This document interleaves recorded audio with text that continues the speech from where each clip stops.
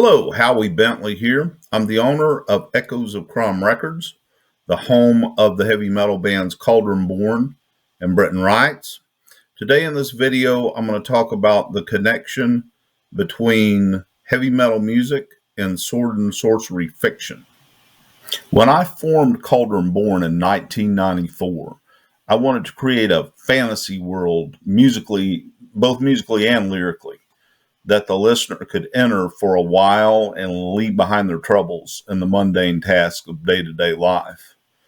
I discovered heavy metal music in 1981 and spent my teenage years listening to bands such as Black Sabbath, Iron Maiden, Judas Priest, Venom, Merciful Fate, Armored Saint, and so on, all the great bands of that era.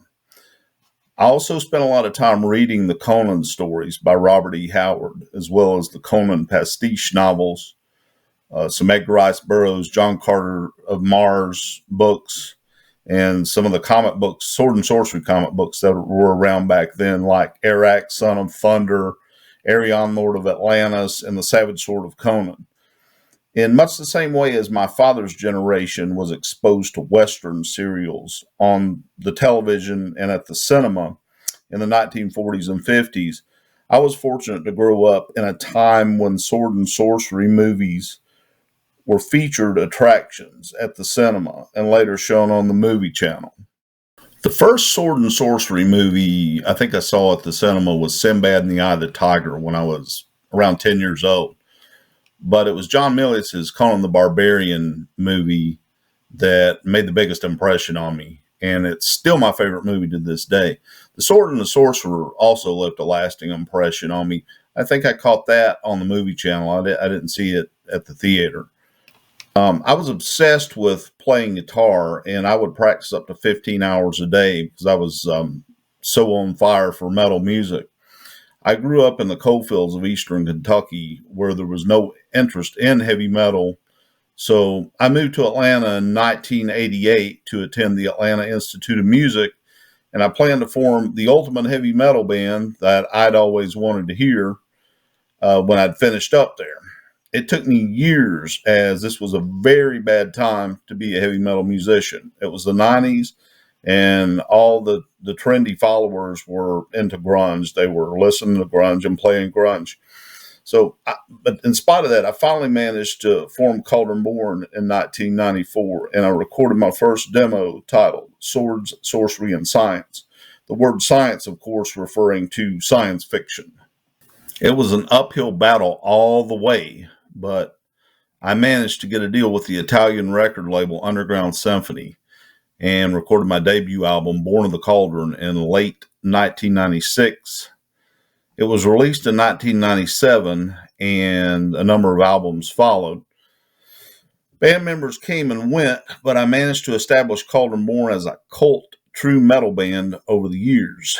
All this time, I had gotten deeper and deeper into classic sword and sorcery fiction, collecting and reading the works of Robert E. Howard, H.P. Lovecraft, Clark Ashton Smith, Carl Edward Wagner, Michael Moorcock, Henry Kuttner, Fritz Leiber, and all the greats. There were many more of them.